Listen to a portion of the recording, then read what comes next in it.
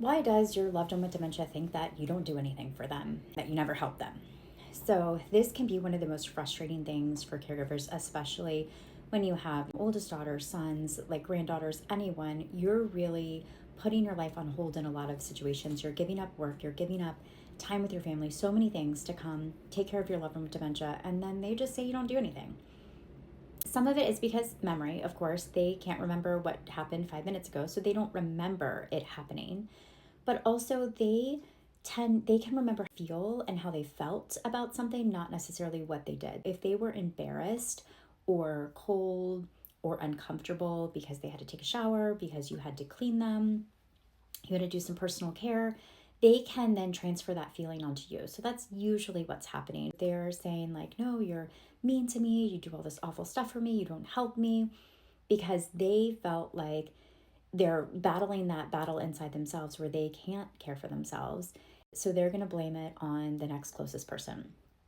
This is one of the hardest things to deal with, to just push through and not take it personal, because you have to repeat to yourself a million times that it's not them, it's the disease.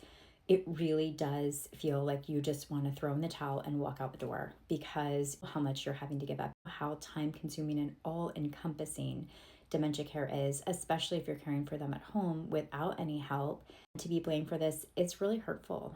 So I recommend that you understand what's happening and take a moment. If you need to step away, they're safe, they're not going to fall, and you need to take a walk, you need to manage some of your own regulation, that's not a bad idea, because it is hurtful.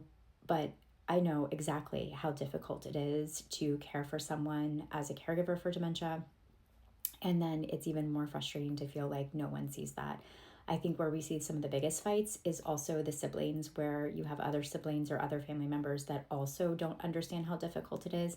And they think because mom is always dressed, ready to go, happy, smiling, she's able to mask, that everything's pretty easy. And they don't see the emotional and physical toll it takes on the caregiver.